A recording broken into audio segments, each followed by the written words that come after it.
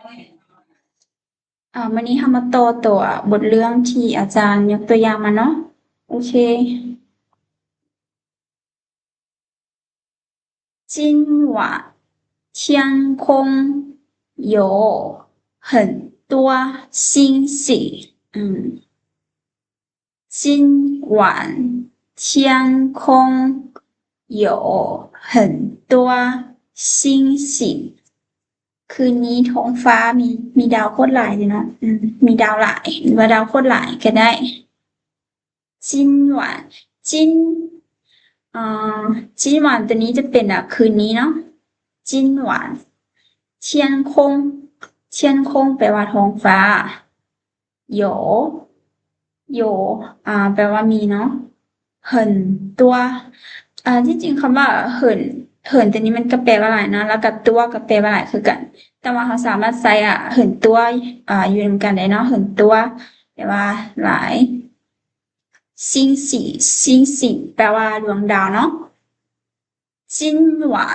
天空有很多星星คืนนี้ท้องฟ้ามีดาวโคตรหลาย我们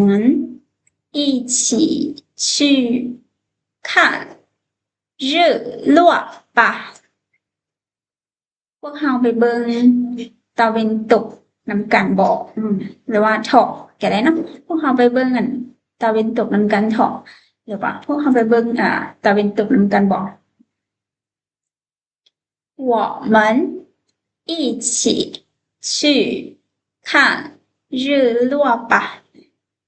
我们ตัวนี้แปลว่าพวกเขาเนาะ一起ตัวนี้แปลว่านำกันหรือว่าด้วยกันเนาะชื่อตัวนี้แปลว่าไปข้างตัวนี้แปลว่าเบิ่งรื่อลั่วแปลว่าตะวันตกเนาะป้าตัวนี้จะเป็นน้ำเสียงลงท้ายเนาะอาจจะแปลว่าบอกหรือว่าถกหรือว่านะก็ได้เนาะ我们一起去看日落吧พวกเราไปเบิ่งตะวันตกนำกันบอกตัวนี้จะเป็นตัวบทที่บทเรื่องที่สมมติว่ามีคนที่ถามเราเนาะหรือว่าเราถามคนอื่นว่ามื้อนี้อากาศเป็นอะไรสิเนาะ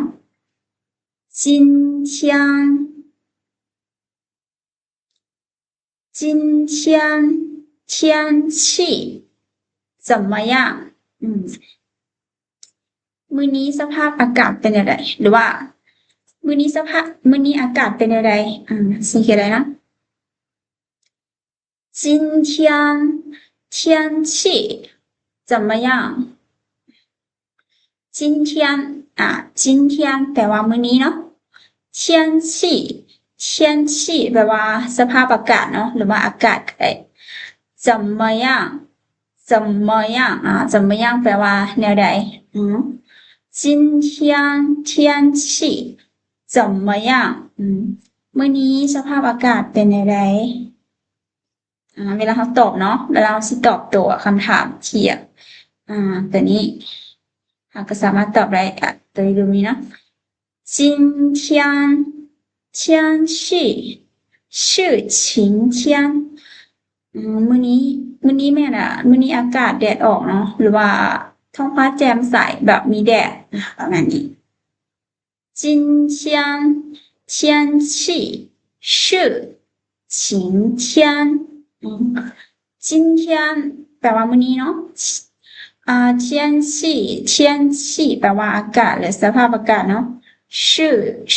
แปลว่าแม่น晴天แปลว่าแดดออกเนาะหรือว่าท้องฟ้าแจ่มใสมีแดดเนาะ今天天气是晴天今天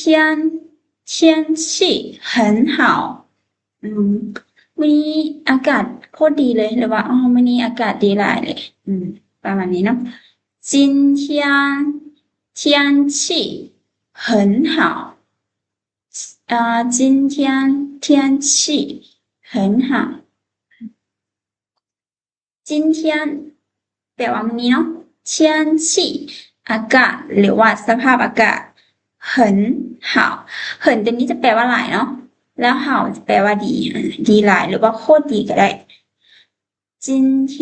天气很好มื้อนี้อากาศโคตรดีเลย今天下雨今天下雨今天下雨มื้อนี้今天มื้อนี้เนาะ下雨下雨มันฝนตกเนาะ今天下雨มื้อนี้ฝนตก今天天气很热今天天气很热มื้อนี้อากาศโคตรร้อนเลยเนาะมื้อนี้อากาศโคตรร้อนเลยมื้อนี้อากาศร้อนหลาย今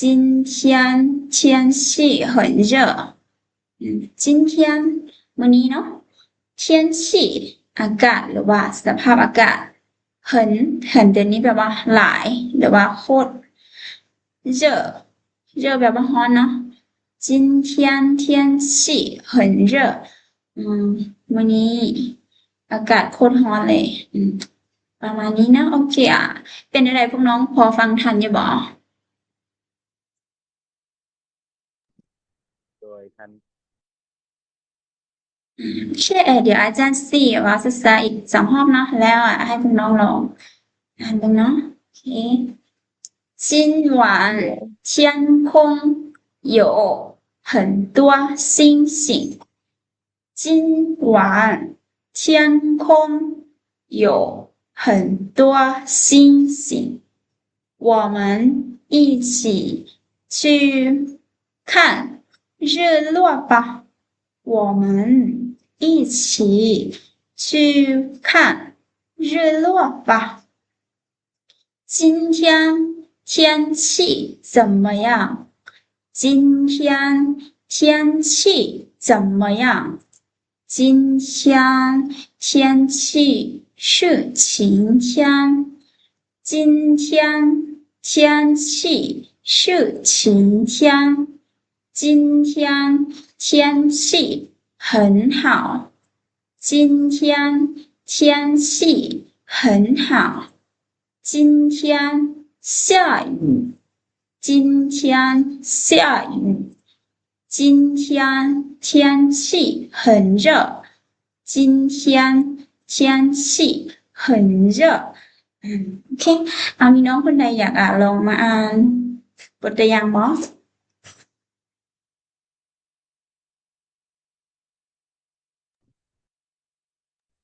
โดยลานโอเค开始呢今晚天空有很多星星我们一起去看日落吧今天天气怎么样今天天气是晴天今天天气很好今天下雨今天天气很热非常好น้องลาเก่งมากเนาะโอเคต่อไป下一位还有谁吗想来读一下ยังมีน้องคนใดบ่ที่อยากลองอ่านอีกเนาะหลานอาจารย์น้องซิมเนาะ开始เริ่มเนาะ今晚天空有很多星星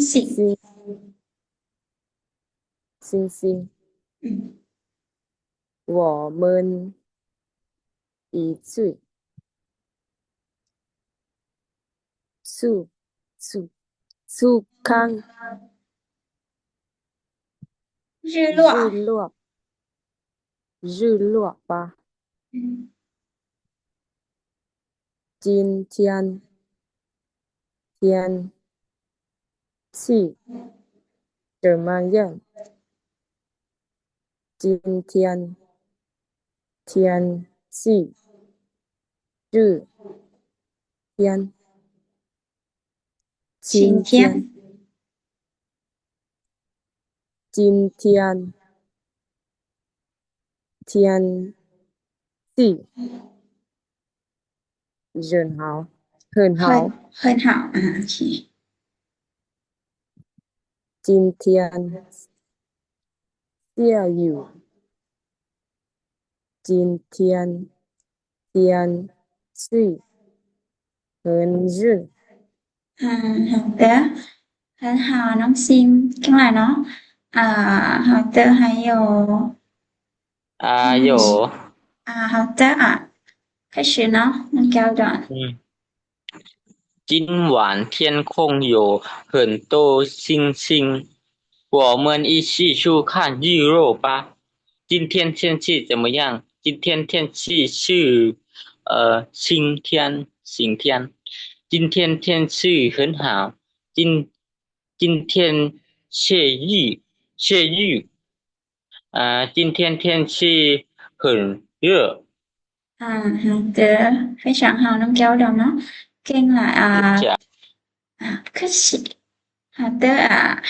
ยังมีน้องคนใดที่อยากลองอีกบ่น้องหมอเนาะแม่น开始了今晚天空有很多星星星星我们一起去看日落吧日落吧今天天气怎么样今天天气是晴天今天天气很好今天下雨今天下雨今天天气很热对非常好เนาะน้องหมอโอเคทุกคนเก่งหลายบ่ค่อยสิเอาไปเบิ่งต่อไปเนาะโอเคเฮามาเบิ่งตัวคำศัพท์ของเฮามาเบิ่งคำศัพท์เกี่ยวกับฤดูกาลเนาะโอเค季节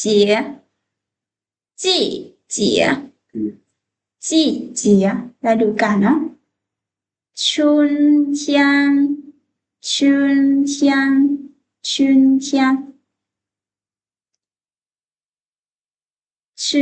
季ก็คือตัวฤดูนี้เนาะคือแบบว่าฤดูนี้เราสามารถใช้ได้เป็นทั้ง春天แบบนี้แล้วว่าจะเป็น春季ก็ได้นะมันจะเป็นฤดูใบไม้ผล夏季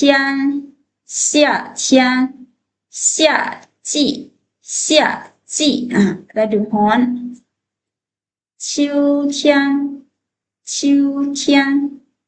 秋天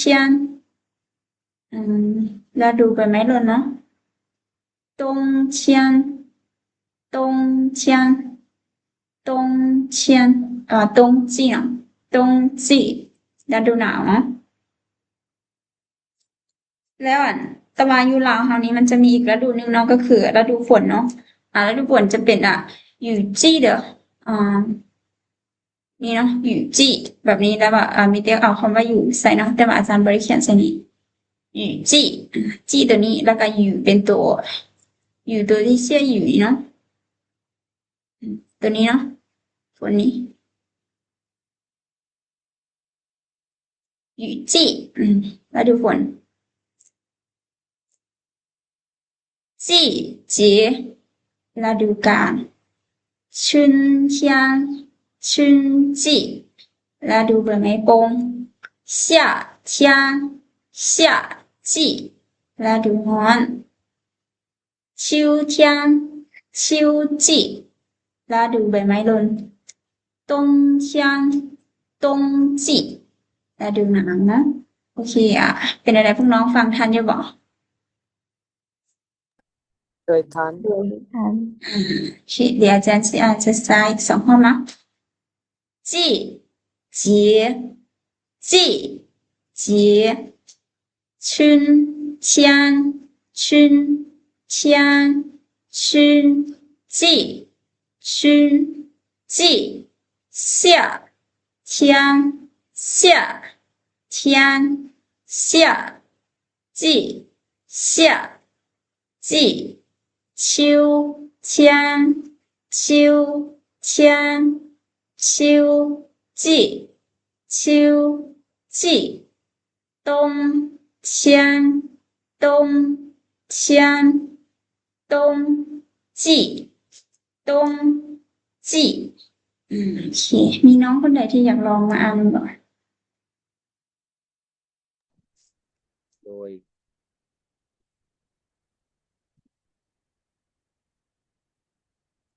บ่มีบ่โอเคเริ่มเนาะ开始น้องละ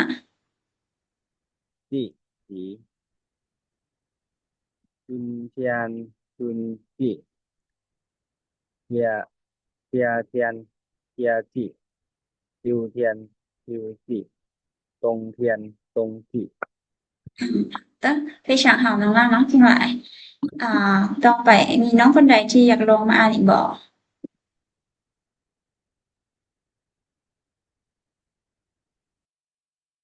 没有了吗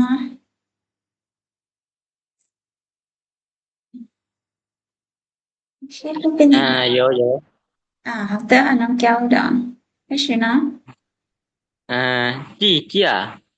节春天节季节春天夏天秋天秋冬天秋天冬天春季夏季秋季对吗对了冬季的非常好เนาะน้องแก้วด谢谢老师ไม่ค่อยชียังมีน้องคนใดอีกบ่ที่อยากลองมาอ่านเนาะโอเคแล้วน้องหมอ开始เนาะ季节春天春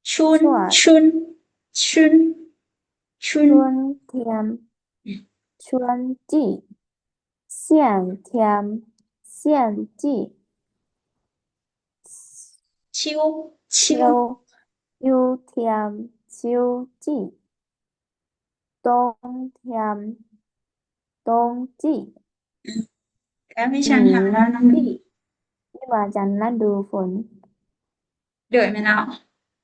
โอเค很好谢谢老师不客气อ่านหมดแล้วยังมีน้องคนใดที่ยังบ่ทันอ่านบ่ยังน้องอาจารย์好的น้องซินเริ่มเนาะ季节春天春季夏天夏季秋天秋季冬天冬季ทีเดียวเนาะ非常好น้องซินโอเคเดี๋ยวอาจารย์4มาสอนพวกเราลงบทสนทนาเนาะแล้วหลังจากนั้นอาจารย์สิให้พวกน้องมาลองมาลงสนทนาเบิ่งโอเคตัวนี้จะเป็นบทสนทนาในกรณีที่แบบเฮาสิถามว่าเดี๋ยวนี้หรือว่าปัจจุบันนี้แม่นฤดูกาลใดสิเนาะโอเคเฮาก็สามารถถามได้แบบนี้เนาะ现在是什么季节了หรือว่าเฮาสิบ่ใส่คำว่าเลิกก็ได้เนาะหรือว่าเฮาสิใส่คำว่าเลิกก็ได้เนาะ现在是什么季节了现在是什么季节了เดี๋ยวนี้แม่นฤดูใดสิเนาะเดี๋ยวนี้แม่นฤดูกาลใดว่าเดี๋ยวนี้แม่นฤดูใดเวลาตอบนะคะก็สามารถตอบได้现在是夏天现在是夏天เดี๋ยวนี้แม่นฤดูร้อนนะ现在ชื่อเสียเทียนหรือว่าเฮาสิเฮาเวลาแบบว่ามันเป็นฤดูอื่นเนาะเราก็สามารถเอามาแทนใส่现在是春季ก็ได้เนาะ现在是秋天现在是冬天ถ้ามันเป็นฤดูใดเราก็ต่อไปตามฤดูนั้นนะเดี๋ยวอาจารย์จะแปลอันนี้คือ现在现在ตัวนี้มันตอนนี้หรือว่าเดี๋ยวนี้เนาะ现在是ตัวนี้แปลว่าแม่เนาะ什么什么ตัวนี้แปลว่าอย่างเนาะหรือว่าแม่นอย่าง季节季节ฤดูเนาะหรือว่าฤดูกาลตัวเลอนี้แปลว่าแล้วเนาะแต่ว่าเวลาเขาใส่เนี่ยเขาใส่อยู่ในคำศัพท์เขาสิเปลหรือบ่เปลก็ได้เนาะ现在ตัวนี้是แม่น夏天ฤดูร้อนโอเค现在是什么季节了现在是什么季节了เดี๋ยวนี้แม่นฤดูใด现在是夏天เดี๋ยวนี้แม่นฤดูร้อน现在是什么季节了现在是夏天โอเคพอฟังเข้าใจอยู่บอกน้องตามทันบ่ โดยเข้าใจ โอเคน้องล่าสี่มาสนทนาบอลน้องล่า โดย โอเคอีกคนนึงเนาะมีน้องคนใดที่ซีมาสนทนากับน้องล่าบอก หลานอาจารย์ โอเคน้องหมอเนาะให้น้องล่าเป็น A ก่อนเนาะแล้วให้น้องหมอเป็น B หลังจากนั้นให้น้องหมอเป็น A แล้วให้น้องล่าเป็น B เนาะโอเคใครชื่อ现在是什么季节了现在是夏天现在是什么季节了现在是夏天好的非常好เนาะน้องล่ากับน้องหมอเก่งหลาย谢谢老师不客气ยังน้องอีกสองคนพวกน้องสนใจซีลองมาสนทนาหัว对สนใจโอเคน้องซิมเนาะแล้วอีกคนนึงน้องน้องแก้วอุดรนั่นเหรอ ด้วย โอเคน้องแก้วอุดรกับน้องมาสนทนากับน้องซิมเนาะแล้วให้น้องซิมเป็น A ก่อนเนาะแล้วให้น้องแก้วอุดรเป็น B หลังจากนั้นให้น้องแก้วอุดรเป็น B แล้วให้น้องซิมให้น้องแก้วอุดรเป็น A และน้องซิมเป็น B เนาะสลับกันโอเค开始เนาะ对现在是什么季节了现在是春季这个的呢现在是春季行可以现在是什么季节了季节了เป็น节呢季节季节了对现在是夏天好的非常好เนาะน้องซิมกับน้องแก้วอุดรโอเคเก่งหลาย谢谢老师不客气ฝึกเรื่อยๆเนาะฝึกเบาเรื่อยๆแล้วก็เราก็จะว่าคล่องอีกเพราะว่าตอนทวินเราก็จะว่าบ่คล่องเนาะมีแต่เราฝึกเบาเรื่อยๆแล้วก็ฝึกฟังเรื่อยๆก็มันก็จะเก่งไปเองเนาะเราต้องพยายามสร้างให้ในชีวิตประจำวันของเรามีแต่ภาษาจีนเนาะโอเคให้ได้หลายที่สุดเท่าที่จะหลายได้ เราแบบว่าบ่จำเป็นว่าเราต้องได้ลงกับคนจีนทุกมื้อเนาะแต่ว่าเราพยายามสร้างแบบว่า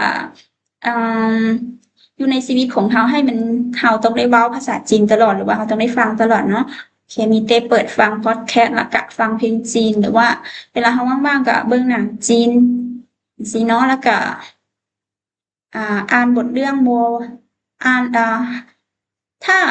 วิธีที่เราสิเก่งหั้นเราหาเรื่องที่เรามักคือถ้าสมมุติ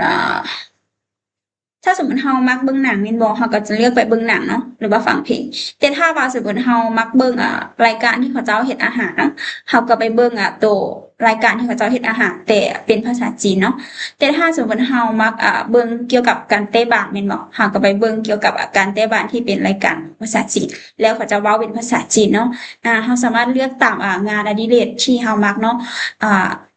กิจกรรมยามว่างที่เรามักเราเบิ่งแล้วเราก็เลือกเป็นภาษาจีนเนาะเพื่อให้แบบว่าเวลาเราเรียนแล้วเราบ่ต้องแบบว่าไปซีเรียสหรือว่าไปเครียดกับมันหลายเนาะมีแต่ฟังแบบเปิดฟังไปเรื่อยๆแต่ว่ามันเป็นตัวที่เรามักสินะแล้วเราเรียนแล้วเราบ่รู้สึกว่าเราเบื่อเนาะมันจึงสิเฮ็ดให้การเรียนของเราหันมันแบบได้ผลเนาะถ้าสมมุติเราไปเรียนตัวที่เราพยายามฝึกตัวเองไปฟังตัวที่แบบว่าเราบ่ได้มักสินะแล้วแบบเราบังคับตัวเองเราไปคือสมมุติเราหันสมมุติเราบ่ได้มักเบิ่งเขาเจ้าเตะบาสเนาะแต่ว่าเราหันอยากไปฟังภาษาจีนเกี่ยวกับเขาเจ้าเตะบาสสิมันบ่แม่นทางเขาแล้วแบบเราไปฟังเราไปเบิ่งจักเทื่อ2เทื่อเราก็เบื่อเนาะฉะนั้นทุกคนต้องได้เลือกไปเบิ่งเกี่ยวกับกิจกรรมตัวที่ตัวเองมักเนาะเพราะว่าความมักของแต่ละคนมันบ่คือกันเนาะโอเคตอนนี้เรามาต่อภาคที่6ของเราเนาะภาคที่6เราจะมาเรียนเกี่ยวกับคำศัพท์เกี่ยวกับทิศทางเนาะโอเค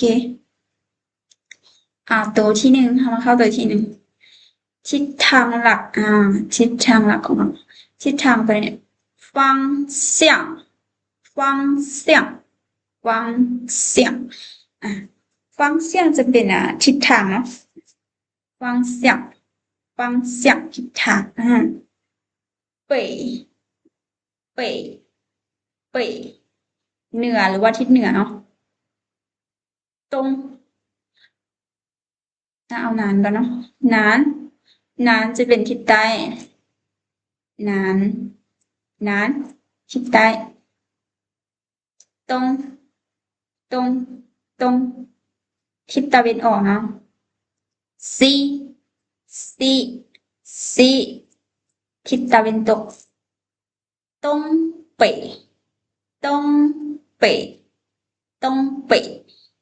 ทิศตะวันออกเฉียงเหนือเนาะ东北ทิศตะวันออกเฉียงเหนือ东南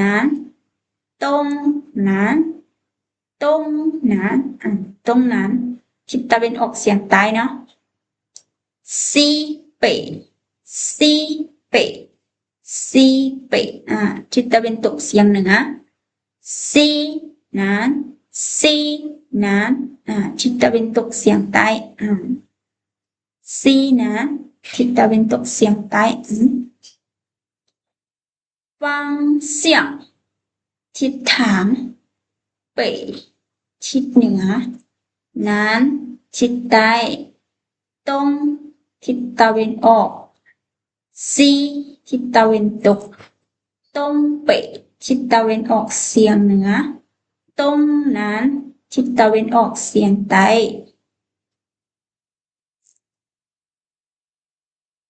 西北ทิศตะวันตกเฉียงเหนือ西南ทิศตะวันตกเฉียงใต้โอเคเดี๋ยวอาจารย์ที่ส่งลิงก์เข้ามาเนาะเพราะว่า